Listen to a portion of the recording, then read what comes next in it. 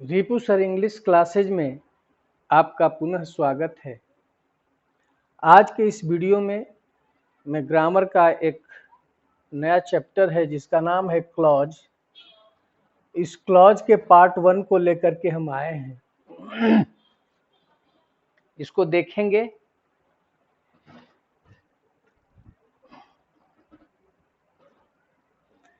पहला प्रश्न उठता है कि क्लॉज किसको कहते हैं। जिस वाक्य में एक सब्जेक्ट हो और एक फाइनाइट वर्ब हो उसे क्लॉज कहते हैं। तो सब्जेक्ट क्या है? डूअर ऑफ एन एक्शन, कार्य को करने वाला। डूअर मतलब करने वाला। Doer of an action, DOER, doer of an action subject कहते हैं किसको? Doer of an action.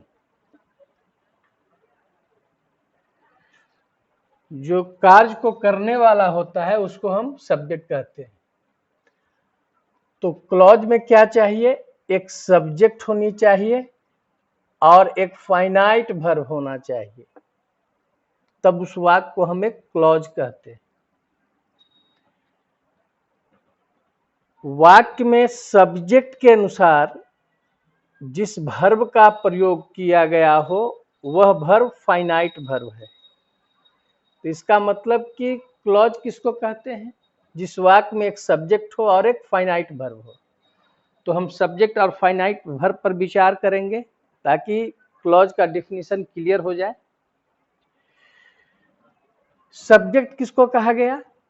Doer of an action, मतलब जो कार्य को करने वाला जो होता है उसको हम सब्जेक्ट कहते हैं।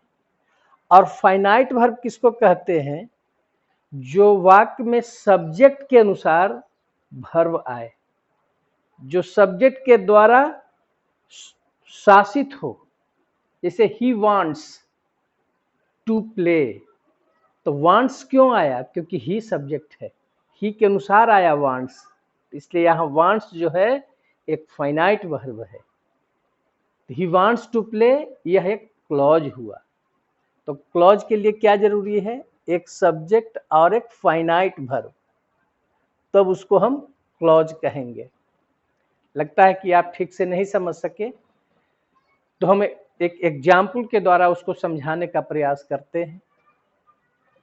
जैसे देखिए, he is to come here. Action करने वाला कौन है? जो डूअर ऑफ एन एक्शन कौन है? ही, इसलिए यह एक सब्जेक्ट हुआ। इज फाइनाइट वर्ब है। क्यों? क्योंकि अगर ही है तभी इज आया है। अगर आई रहता तो एम हो जाता, यू रहता तो आर हो जाता। इसका मतलब इस सब्जेक्ट के द्वारा जो है सो शासित है यह इज वर्ब। तो सब्जेक्ट के द्वारा शासित वर्ब को ही हम फाइनाइट वर्ब कहते हैं। या वाक्य में सब्जेक्ट के अनुसार जिस वर्ब का प्रयोग किया गया हो वह वर्ब फाइनाइट कहलाता है।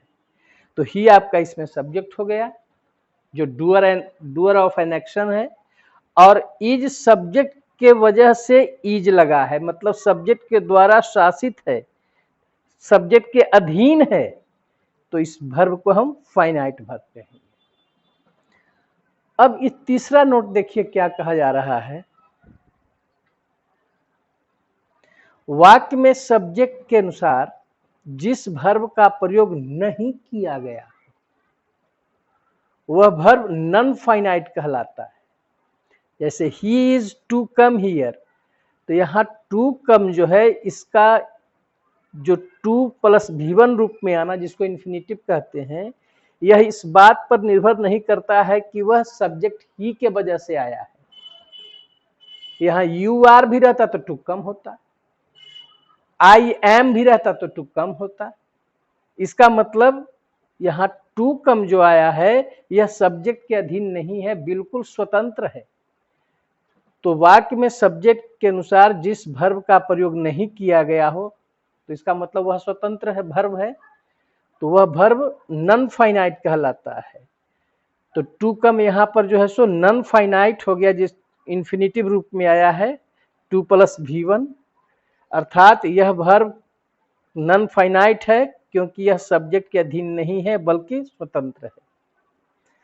तब आपको समझ में आ गया होगा कि फाइनाइट वर्ब क्या है। फाइनाइट वर्ब जो सब्जेक्ट के द्वारा शासित हो या जो वर्ब सब्जेक्ट के अधीन हो उसको हम फाइनाइट वर्ब, और जो सब्जेक्ट के अधीन नहीं हो वह नॉन फाइनाइट हो गया। तो अगले एग्जाम्पल, 3 एग्जाम्पल से और आप क्लियर समझ जाएंगे कि फाइनाइट और नॉन फाइनाइट में क्या अंतर है। She has gone to play, यहां पर देखिए she doer of an action है, सब्जेक्ट है। हैज क्यों आया? सी के वजह से, अगर आई रहता तो हैव हो जाता। तो इसका मतलब कि यह फाइनाइट वर्ब है क्योंकि यह सब्जेक्ट के अधीन है। तो जो वर्ब सब्जेक्ट के अधीन हो वह फाइनाइट वर्ब। टू प्ले यह नॉन फाइनाइट है। ही हैज गॉन, आपका गॉन तीसरा रूप में है, यह गॉन जो है सो नॉन फाइनाइट है।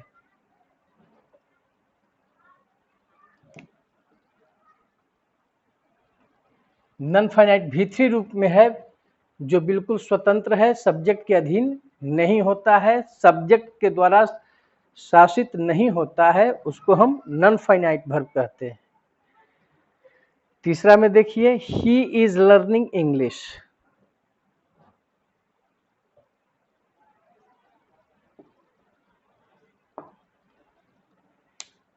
इज फाइनाइट है क्योंकि ही सब्जेक्ट के अनुसार इज आया है। यह फाइनाइट है इसलिए कि सब्जेक्ट के अधीन है, सब्जेक्ट के चलते यह इज आया है। यू रहता तो आर हो जाता, आई रहता तो एम हो जाता। तो निश्चित रूप से यह फाइनाइट वर्ब है। और लर्निंग का संबंध ऐसा नहीं है कि इसमें आईएनजी लगा है ही के वजह से, अर्थात यह सब्जेक्ट के अधीन नहीं है, स्वतंत्र है। तो इज आपका फाइनाइट वर्ब हो गया, लर्निंग नॉन फाइनाइट हो गया। यहाँ V4 रूप में आया। तो नॉन फाइनाइट का चेहरा आपने 3 देखा। टू कम इंफिनिटिव रूप में two plus V1, V3 gone है, नॉन फाइनाइट का दूसरा चेहरा V3, और तीसरा वर्ब में आईएनजी V4 रूप, यह नॉन फाइनाइट है। अब आम भाषा में समझ लीजिए कि वाक्य में सब्जेक्ट के बाद यदि एक से अधिक वर्ब का प्रयोग किया जाता है, लगातार एक से अधिक वर्ब आ रहा हो, तो पहला ही वर्ब सब्जेक्ट के अधीन होगा। जो पहला वर्ब होगा वह सब्जेक्ट के अधीन होगा, वह फाइनाइट होगा, और दूसरा वर्ब सब्जेक्ट के अधीन नहीं होगा, वह नॉन फाइनाइट होगा। ठीक है, अगला देखें काइंड्स ऑफ क्लॉज। इस क्लॉज की परिभाषा आप समझे। इस क्लॉज में सब्जेक्ट और फाइनाइट वर्ब रहना जरूरी है। क्लॉज में तो मैंने फाइनाइट वर्ब भी समझाया और नॉन फाइनाइट भी। तो काइंड्स ऑफ क्लॉज में क्लॉज के 2 भेद हैं।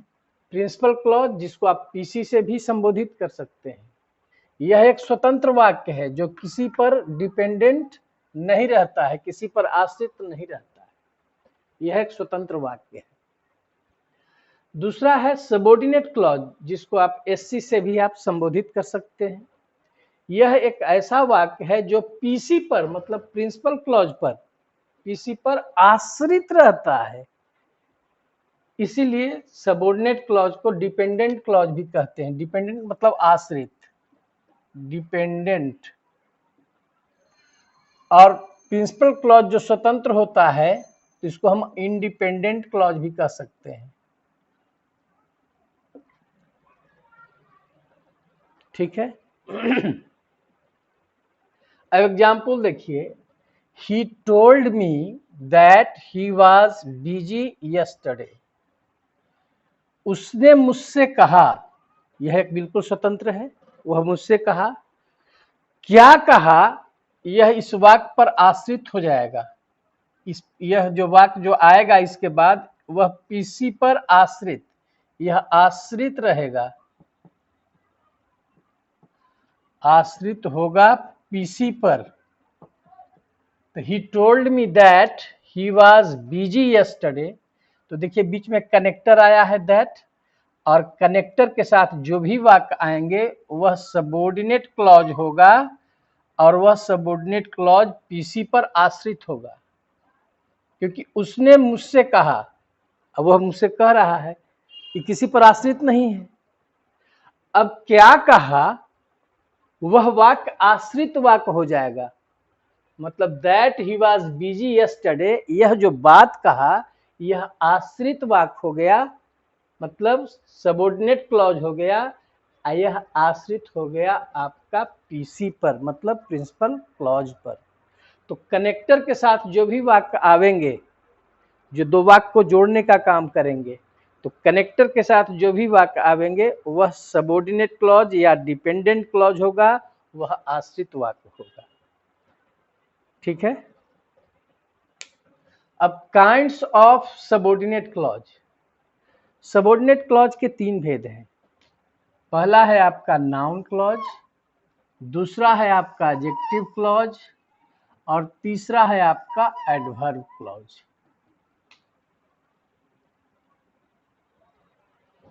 ठीक है। तो सबसे पहले हम नाउन क्लॉज। नाउन क्लॉज का मतलब जो नाउन का कार्य करे, एडजेक्टिव क्लॉज जो एडजेक्टिव का काम करे, एडवर्ब क्लॉज जो एडवर्ब का काम करे। तो नाउन क्लॉज का आपका तीन पहचान है। पहला है that plus subject plus verb, that के साथ सब्जेक्ट प्लस वर्ब। दूसरा है इफ या वेदर, मतलब जिसका अर्थ होता है कि क्या। यह इफ या वेदर आपका इंट्रोगेटिव सेंटेंस के नरेशन में जब हेल्पिंग मॉडल से इंट्रोगेटिव हो तो कॉमा इन्वर्टेड कॉमा के स्थान पर जो इफ या वेदर देते हैं वही इफ या वेदर है। इसका मतलब होता है कि क्या। तो दूसरा पहचान इफ या whether plus subject plus verb, ये आपका दूसरा पहचान हुआ। और तीसरा पहचान हुआ WH plus subject plus verb. तो WH में when, what, whatever, why, where, how, ये आपका WH हो गया। इसके साथ सब्जेक्ट प्लस वर्ब आएगा। तीन पहचान है यह नाउन क्लॉज का। लेकिन वाक्य में कैसे आएंगे उसको समझना होगा। तो पहला हम चलते हैं, he told me that he was busy, ये आपका पीसी हो गया, और जो कह रहा है वह एससी हो गया, मतलब सबऑर्डिनेट क्लॉज। तब यह नाउन क्लॉज है, एसएनसी सबऑर्डिनेट नाउन क्लॉज है। कैसे, उसको हम समझे। यहां पर हमने बताया था कि that plus subject plus verb भी आपका नाउन क्लॉज का पहचान है। तो इसका फंक्शन याद रखिएगा, क्योंकि दैट क्लॉज बहुत से सभी क्लॉज में आएंगे, एडजेक्टिव क्लॉज में भी आएंगे, एडवर्ब क्लॉज में भी आएंगे, लेकिन फंक्शन आपको ध्यान देना है। देखिए यहाँ पर फंक्शन क्या है, ही टोल्ड मी, उसने मुझसे कहा। क्या कहा, तो वर्ब से क्या लगा करके प्रश्न करते हैं तो हमें ऑब्जेक्ट मिलता है। तो यह जो दैट ही वाज बिजी, यह ऑब्जेक्ट के रूप में आया है।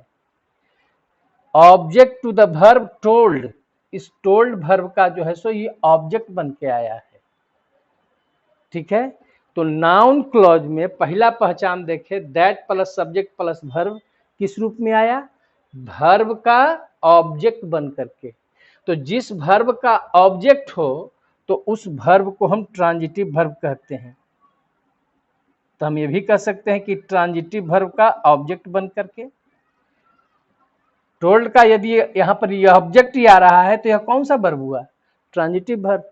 तो ट्रांजिटिव वर्ब किसको कहते हैं, जिसका अपना ऑब्जेक्ट हो। तो यह ट्रांजिटिव वर्ब टोल्ड का यह ऑब्जेक्ट बन के आया है, सबऑर्डिनेट नाउन क्लॉज।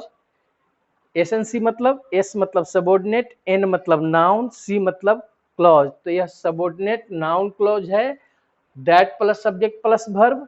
और क्यों है, क्योंकि यह वाक्य में ट्रांजिटिव वर्ब का ऑब्जेक्ट बन के आया है।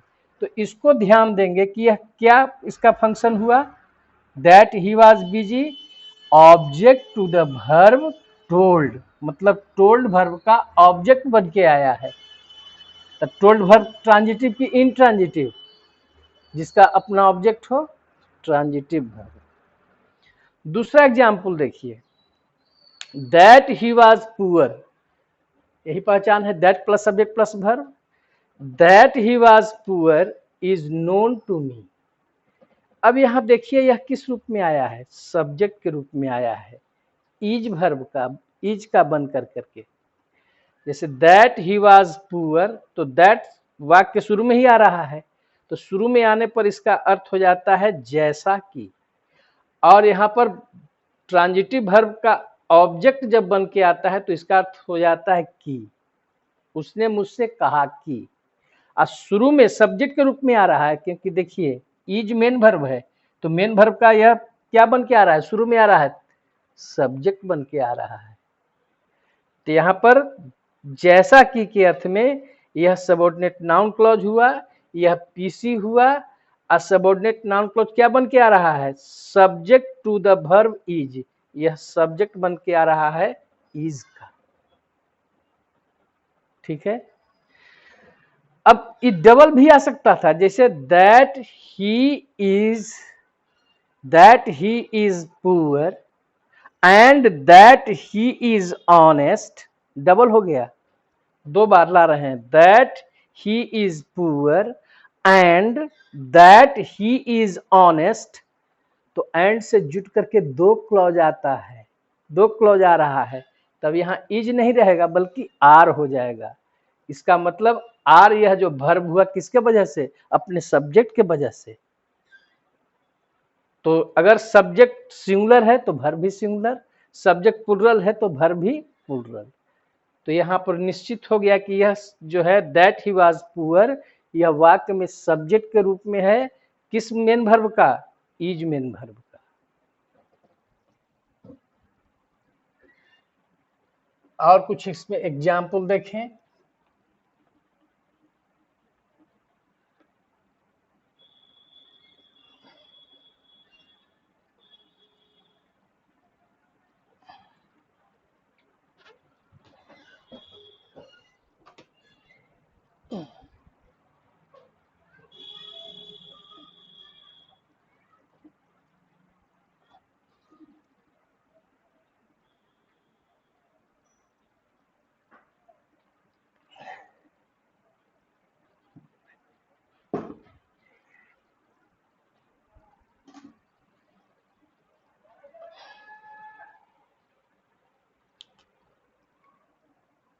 अन्य एग्जाम्पल और तीसरा देखें, that he is honest and that he is laborious. अब देखिए दैट क्लॉज जो आया, दैट से जो क्लॉज आया एंड से जुट के दो बार आया, मतलब यह सब्जेक्ट के रूप में आ रहा है, प्लूरल आ रहा है, ये प्लूरल भी आ सकता है। That he is honest and that he is poor, तो आर। अब देखिए ये आपका मेन वर्ब जो हो गया प्लूरल हो गया, क्योंकि सब्जेक्ट प्लूरल है, इसका मतलब that plus subject plus verb इस वाक्य में सब्जेक्ट के रूप में आ रहा है, आर नोन टू अस। तो अब आप एक प्रश्न खड़ा कर सकते हैं कि क्लॉज के लिए एक सब्जेक्ट और फाइनाइट वर्ब का होना बहुत जरूरी है, क्योंकि क्लॉज की परिभाषा ही है। तो इज नोन टू मी, इसमें सब्जेक्ट कहाँ है, तो आप ध्यान रखेंगे जब सब्जेक्ट छिपा हुआ रहे तो उसमें सब्जेक्ट समझिएगा कि इट छिपा हुआ रहता है। तो इज नोन टू मी का मतलब, इज नोन टू मी का मतलब है it is known to me, इसमें इट छिपा हुआ है। तो जब इसको तोड़ के अलग अलग वाक्य में लिखेंगे तो क्या लिखेंगे, पहला वाक्य दैट ही वाज पुअर, ये हो जाएगा एसएनसी सबऑर्डिनेट नाउन क्लॉज, और दूसरा वाक्य लिखेंगे it is known to me, यह आपका हो जाएगा पीसी, जो पीसी स्वतंत्र वाक्य है। तो यहां पर आप देख रहे हैं कि that he was poor is known to me, यह जो बात जो आ रही है यह डिपेंडेंट है किस पर, it is known to me पर, तो इसका मतलब सबऑर्डिनेट क्लॉज जो होता है उसमें सबऑर्डिनेट नाउन क्लॉज जो है यह आश्रित है पीसी पर, मतलब प्रिंसिपल क्लॉज पर। अगला एग्जाम्पल देखें इसमें,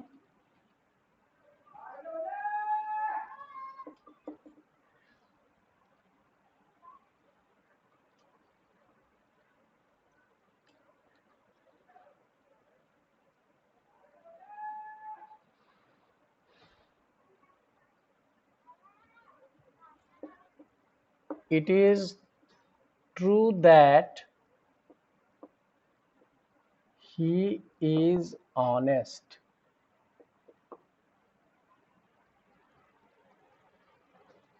यहां पर देखिए it is true that he is honest। यहां पर that plus subject plus verb है आपका एसेंसी और ये आपका हो गया पीसी। तो इट आपका इसमें क्या है, प्रोनाउन है। तो it is true, what is true, तो ये इट इज ट्रू के बदले में ई आ रहा है।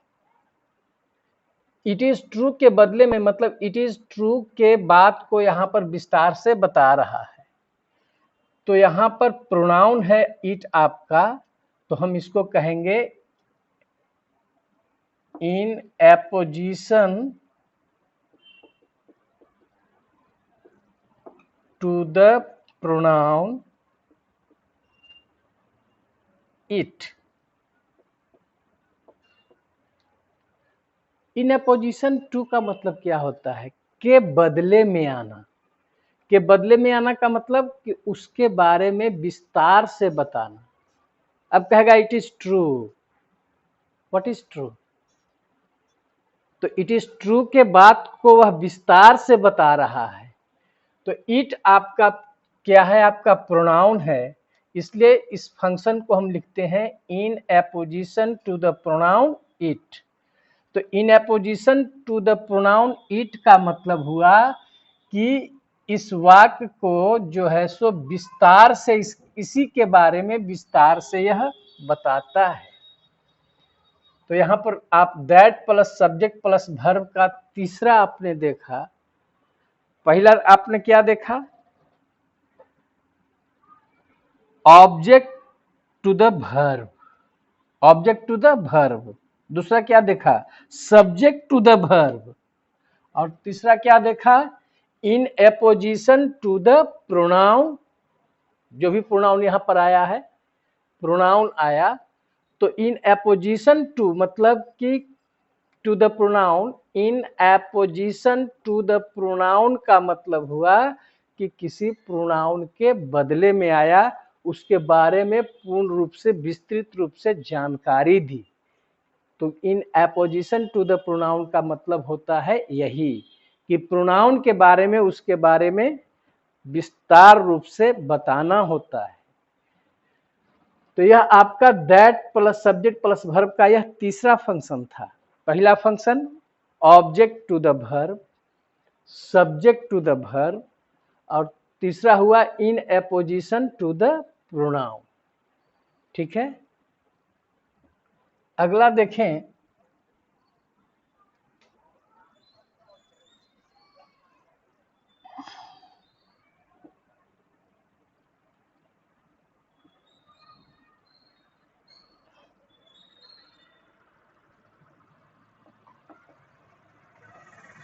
the news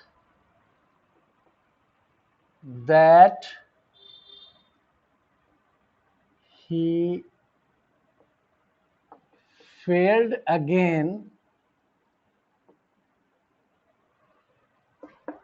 is known to me। अब इस वाक्य में देखें, ये आपका that plus subject plus verb हो गया, ये आपका हो गया एससी। तो एससी में एसएनसी सबऑर्डिनेट नाउन क्लॉज, और पीसी कौन हो गया, the news is known to me, यह आपका हो गया पीसी। अब इसमें that plus subject plus verb का चौथा फंक्शन पहचान करेंगे। पहला क्या बताए, ऑब्जेक्ट बन के आएगा किसी वर्ब का, तो ऑब्जेक्ट टू द वर्ब। दूसरा क्या था, subject to the verb, subject के रूप में आया मेन वर्ब का सब्जेक्ट बन के। तीसरा आपने देखा इन एपोजिशन टू द प्रोनाउन, मतलब उस वाक्य में वह वाक्य प्रोनाउन से शुरू होगा और उसके बारे में वह विस्तार से जो है दैट वाला जो वाक्य आया था उसके बारे में विस्तार से उसकी जानकारी दी थी। तो उस विस्तार से जानकारी को मैंने बताया इन एपोजिशन टू द प्रोनाउन। अब चौथा इसका देखिए क्या है, द न्यूज।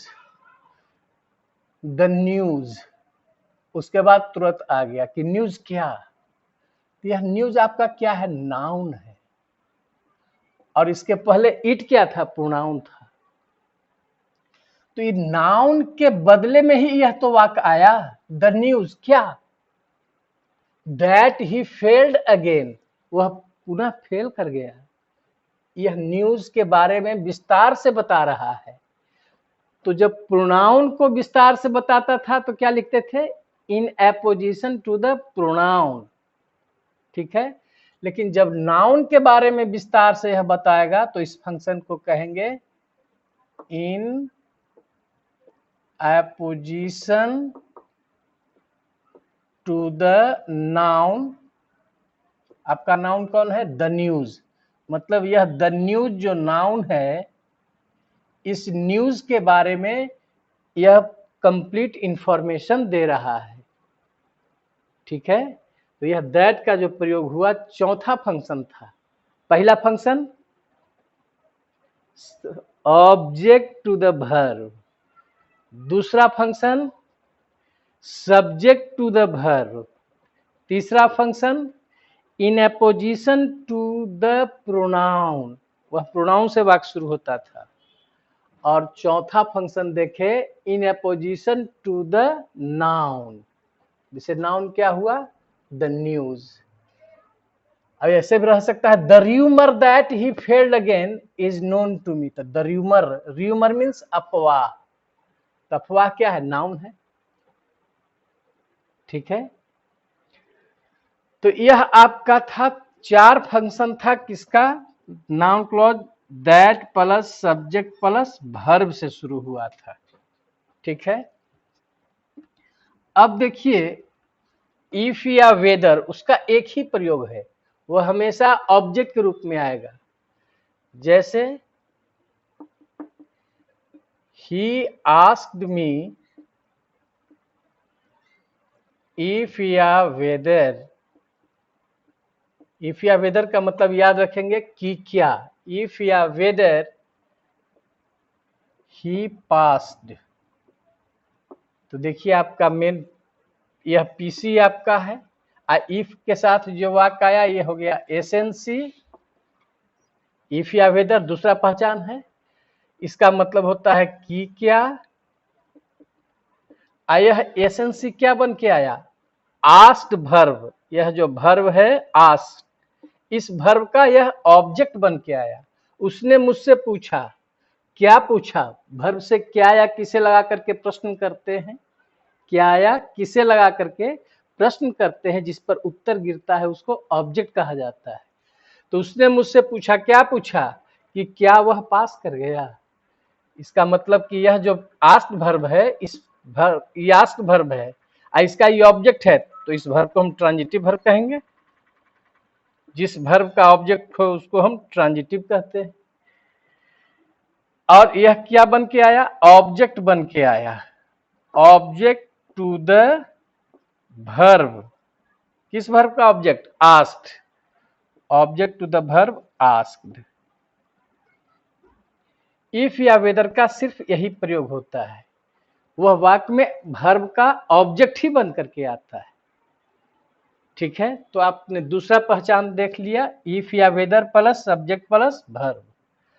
अब तीसरा और अंतिम पहचान है WH plus subject plus verb.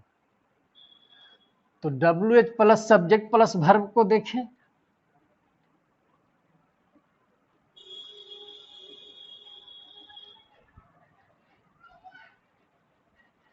मूलतः 3 पहचान है, लेकिन उसका फंक्शन आपको ध्यान रखना होगा कि किस रूप में आया है, सब्जेक्ट के रूप में, ऑब्जेक्ट के रूप में।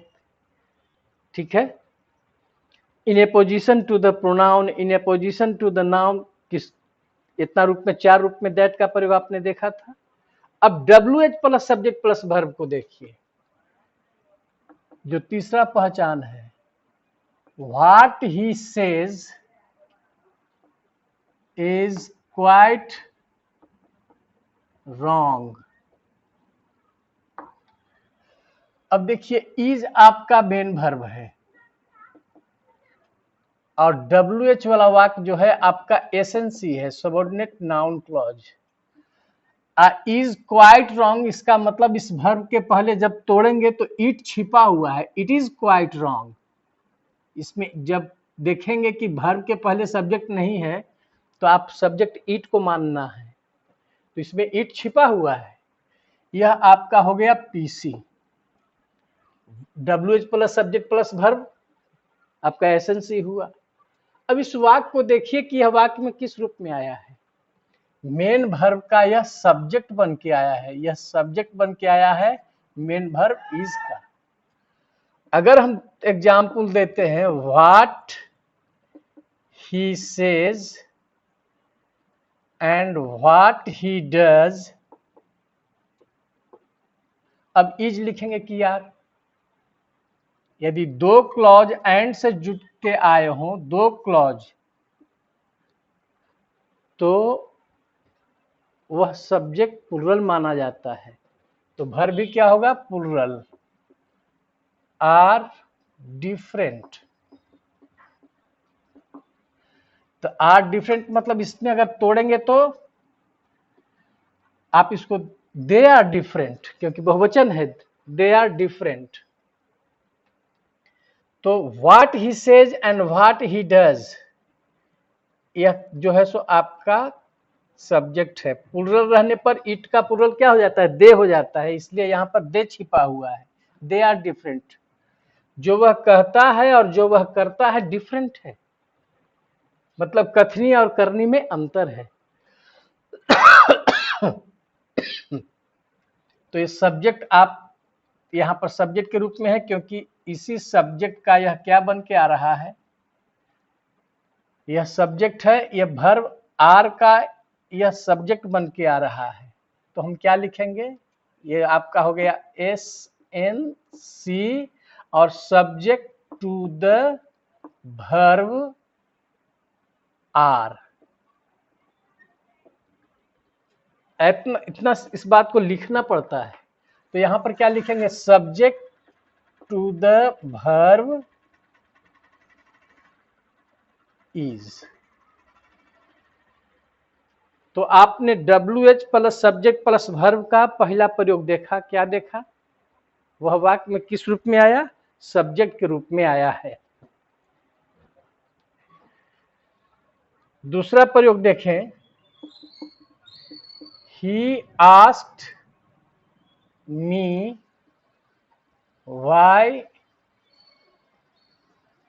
आई was going there. WH plus subject plus verb हो गया, ये आपका एसएनसी सबऑर्डिनेट नाउन क्लॉज है। फंक्शन आपको बताना होगा, नाउन क्लॉज का फंक्शन याद रहना चाहिए, क्योंकि WH plus subject plus verb तीनों क्लॉज में होगा, noun clause, adjective clause, adverb clause में। आप फंक्शन से ही पहचान कर सकते हैं कि यह नाउन क्लॉज है, इसलिए फंक्शन को बिल्कुल दिमाग में रखेंगे। अब इसमें देखिए, ही आस्क्ड मी, यह आपका जो है सो पीसी हो गया, आपका वर्ब जो है आस्क्ड हो गया। इस वर्ब से उसने मुझसे पूछा, क्या पूछा, वर्ब से क्या या किसे लगाकर प्रश्न करेंगे, जिस पर उत्तर गिरेगा वह ऑब्जेक्ट कहलाएगा। तो यहाँ पर why I was going there, यह ऑब्जेक्ट है किसका, वर्ब आस्क्ड का, तो लिखेंगे object to the verb asked, ऐसे लिखना पड़ता है। और यह जो वर्ब है आस्क्ड, तो इसका अपना ऑब्जेक्ट है, इसका मतलब यह कौन सा वर्ब, ट्रांजिटिव। तो इसको लिख सकते हैं ऑब्जेक्ट टू द वर्ब या object to the transitive verb भी लिख सकते हैं। Object to the transitive verb asked भी लिख सकते हैं। तो यह आपने WH का दूसरा फंक्शन देखा। पहला फंक्शन क्या देखा? सब्जेक्ट टू द वर्ब, दूसरा ऑब्जेक्ट टू द वर्ब या object to the transitive verb. दो फंक्शन देखा। तीसरा फंक्शन देखिए, नाउन क्लॉज ही सबसे कठिन है, इसलिए नाउन क्लॉज में फंक्शन को ही समझना है। नाउन क्लॉज का फंक्शन याद रहेगा, सबका फंक्शन याद रखेंगे तो आप आसानी से पहचान कर सकते हैं कि यह नाउन क्लॉज है। अगर फंक्शन याद नहीं रहेगा तो नहीं याद कर सकते हैं, कोई टेक्निक नहीं, फंक्शन याद रखना है।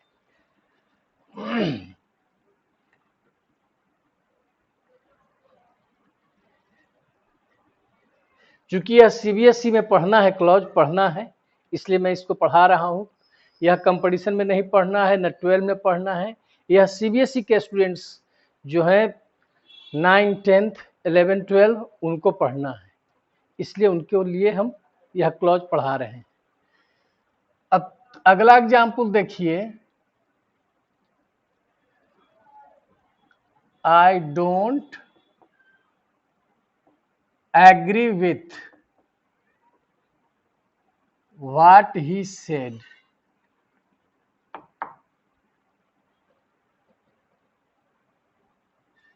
अब यहां पर देखिए I don't agree with, ये आपका PC हो गया, W चला का गया, E हो गया SNC। अब सबऑर्डिनेट नाउन क्लॉज है तो आप सिर्फ WH plus subject plus verb है, इससे नहीं पहचान कर सकते, आपको फंक्शन बताना होगा। तो फंक्शन देखिए इसमें क्या है, इस WH plus subject plus verb के पहले आपका प्रीपोजिशन लगा हुआ है, विथ प्रीपोजिशन है, और प्रीपोजिशन के बाद जो आपका सबऑर्डिनेट नाउन क्लॉज आया यह ऑब्जेक्ट बन जाता है।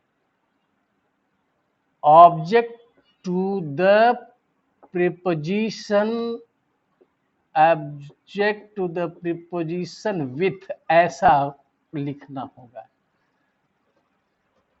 आपने तीसरा फंक्शन देखा, इसमें यह प्रीपोजिशन का ऑब्जेक्ट बन करके आया, तो आप ध्यान देंगे कि WH plus subject plus verb के पहले यदि कोई प्रीपोजिशन है तो वह प्रीपोजिशन का ही ऑब्जेक्ट बन जाता है, क्योंकि प्रीपोजिशन का भी अपना ऑब्जेक्ट होता है। तो पहला फंक्शन क्या देखा आपने? पहला फंक्शन देखा WH का सब्जेक्ट टू द वर्ब, दूसरा ऑब्जेक्ट टू द वर्ब या object to the transitive verb, और तीसरा आपने देखा ऑब्जेक्ट टू द प्रीपोजिशन। एक और एग्जांपल लेते हैं, she was proud of what he achieved. She was proud of what he achieved. उसे गर्व हुआ जो उसने प्राप्त किया। अब इसका ही बेटा हो सकता है, भाई हो सकता है, जो भी हो। अब देखिए WH plus subject plus verb, यह आपका नाउन क्लॉज तो हुआ, तो सबऑर्डिनेट नाउन क्लॉज, लेकिन जब तक उसका फंक्शन नहीं समझ में आएगा तो आप नहीं कह सकते हैं, समझ सकते हैं, ठीक से कंफ्यूजन होगा कि यह सबऑर्डिनेट नाउन क्लॉज है कि नहीं। फंक्शन क्या हुआ इसका, इसके पहले ऑफ प्रीपोजिशन लगा हुआ है, तो प्रीपोजिशन का यह सबऑर्डिनेट नाउन क्लॉज कौची बन के आया, ऑब्जेक्ट बन के आया। तो क्या लिखेंगे इसमें, व्हाट ही अचीव्ड के बारे में कि object to the preposition of, object to the preposition of. अब इसका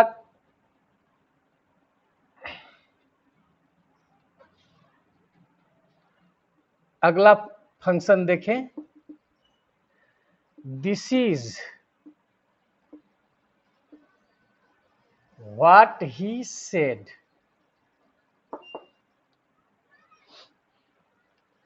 आप सीधे पकड़ लिए, व्हाट ही सेड एसएनसी है, WH plus subject plus verb, लेकिन आपको यह बताना होगा कि इसका फंक्शन क्या है। इसके पहले कौन सा वर्ब है, इज, टू बी वर्ब है, चूंकि इस वर्ब का पूरा अर्थ नहीं है, तो जिस वर्ब का पूरा अर्थ नहीं हो उसको लिंकिंग वर्ब भी कह सकते हैं। तो इसका मतलब कि दिस इज यदि सिर्फ लिखा हुआ है तो इसका मतलब है कि यह वाक्य इनकम्प्लीट है, उसको कंप्लीट करने के लिए आया। तो वाक्य में वर्ब के अर्थ को जो कंप्लीट करता है उसको क्या कहते हैं? कंप्लीमेंट कहते हैं। मतलब टू बी वर्ब या लिंकिंग वर्ब के अर्थ को जो पूरा करने के लिए शब्द आता है उसको हम कंप्लीमेंट कहते हैं। जैसे ही इज ए डॉक्टर, जैसे ही इज ए डॉक्टर है तो ही इज से वाक्य तो पूरा नहीं हुआ, ए डॉक्टर आकर के उसके अर्थ को पूरा किया, तो वहां पर ए डॉक्टर कंप्लीमेंट है। तो कंप्लीमेंट का काम क्या है? जो टू बी वर्ब या लिंकिंग वर्ब के अर्थ को पूरा करता है उसको हम कंप्लीमेंट कहते हैं। तो इसमें हम फंक्शन क्या लिखेंगे? फंक्शन लिखेंगे complement to the linking verb, linking verb कहिए या to be verb, linking verb या टू बी वर्ब इज। तो आपने देखा कि WH जो है 4 तरह से वाक्य में आया, 4 तरह का फंक्शन। पहला सब्जेक्ट के रूप में, दूसरा वर्ब का ऑब्जेक्ट बन करके, तीसरा प्रीपोजिशन का ऑब्जेक्ट बन करके, और चौथा कंप्लीमेंट के रूप में टू बी वर्ब या लिंकिंग वर्ब के अर्थ को पूरा किया। तो यह 3 फंक्शन है, लेकिन 3 पहचान है यह, लेकिन उसके फंक्शन को जानना जरूरी है। और सबसे आपका डिफिकल्ट नाउन क्लॉज ही है, एडजेक्टिव क्लॉज एडवर्ब क्लॉज में कोई ऐसी बात नहीं है। तो आशा करते हैं कि आप इसको रेगुलर थोड़ा सा अभ्यास से आप पहचान याद रखेंगे, लेकिन फंक्शन आप अच्छा से याद रखेंगे ताकि नाउन क्लॉज आप कंफर्म होकर कह सकें कि यह एक नाउन क्लॉज है। इस तरह से यहाँ नाउन क्लॉज आपका समाप्त होता है। धन्यवाद।